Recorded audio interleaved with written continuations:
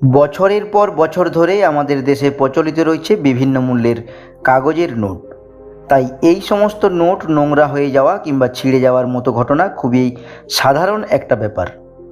তাছাড়া অনেক সময় এটিএম থেকে টাকা বেরিয়ে আসার সময়ও নোট ছিঁড়ে যেতে পারে। তাই যদি কারো কাছে এই ধরনের ছেঁড়াফাটা নোট থেকে থাকে তাহলে ঘাবড়ানোর কিছু নেই। আরবিআই অর্থাৎ রিজার্ভ ব্যাঙ্ক অফ ইন্ডিয়ার নিয়ম অনুযায়ী এই ধরনের নোট বদলের ক্ষেত্রেও বেশ কিছু নিয়ম চালু রয়েছে। সুপ্রিয় দর্শক, আননোন স্টাডির আরও একটি নতুন ভিডিওতে আপনাদের সকলকে স্বাগত। 500 টাকার নোট নিয়ে নতুন কী নিয়ম আনলো আরবিআই, সবটা জানাবো। ভিডিওটি শেষ পর্যন্ত দেখতে থাকুন। ভিডিওটি যদি একান্তই ভালো লেগে থাকে তাহলে ভিডিওটিতে একটি লাইক করে চ্যানেলটি সাবস্ক্রাইব করে দেবেন। তো চলুন শুরু করা যাক আজকের বিশেষ প্রতিবেদন। সকলেই জানেন 2023 সালের 19শে মে আরবিআইয়ের তরফ থেকে 2000 টাকার নোটকে পুরোপুরিভাবে নিষিদ্ধ করা হয়েছে। তাই এই মুহূর্তে আমাদের দেশের সবচেয়ে বড় নোট হলো 500 টাকার নোট। এবার এই 500 টাকার নোট নিয়েও বড় সিদ্ধান্ত নিয়ে নতুন নিয়ম জারি করেছে রিজার্ভ ব্যাঙ্ক অফ ইন্ডিয়া। আমাদের দেশে বর্তমানে যে 500 টাকার নোট চালু রয়েছে সেই নোটের দৈর্ঘ্য 15 সেন্টিমিটার এবং প্রস্থ 6.6 সেন্টিমিটার আর ক্ষেত্রফল 99 বর্গ সেন্টিমিটার।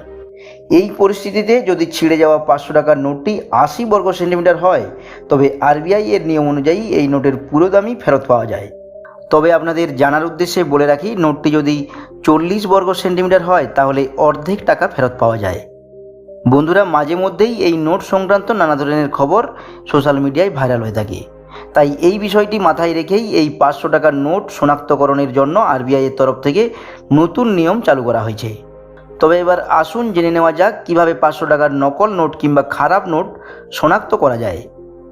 যদি কারো কাছে থাকা 500 টাকার নোট ধার থেকে শুরু করে মাঝখান পর্যন্ত ছিঁড়ে যায় তাহলে সেই নোটটি অযোগ্য বলে বিচার করা হবে।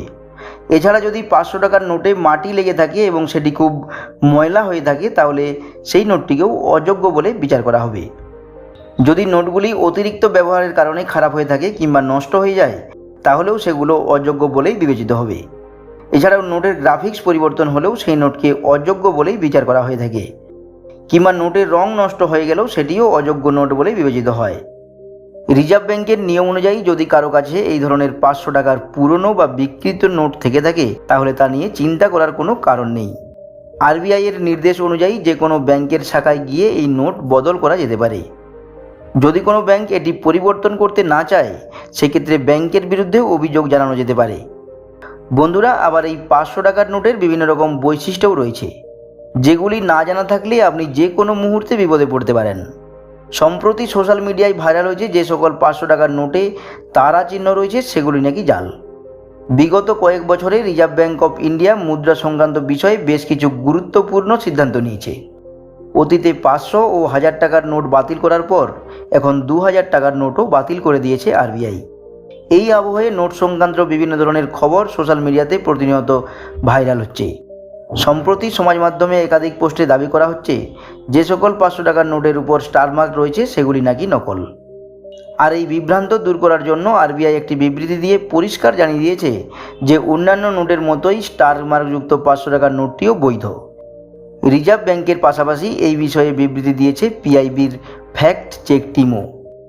এক্স হ্যান্ডেলে পিআইবি জানিয়েছেন আপনাদের কাছে যে স্টার মার্কযুক্ত 500 টাকার নোটগুলি রয়েছে সেগুলি সম্পূর্ণভাবে বৈধ। রিজার্ভ ব্যাঙ্ক অফ ইন্ডিয়া 2016 সাল থেকেই 500 টাকার নোটের উপর স্টার মার্ক দেওয়া শুরু করে। আরবিআইয়ের তথ্য অনুযায়ী স্টার মার্কযুক্ত নোটগুলি ছাপানো হয় ভুল ক্রমিক সংখ্যার নোট অথবা অব্যবহারযোগ্য নোটগুলিকে বদলে ফেলার জন্য।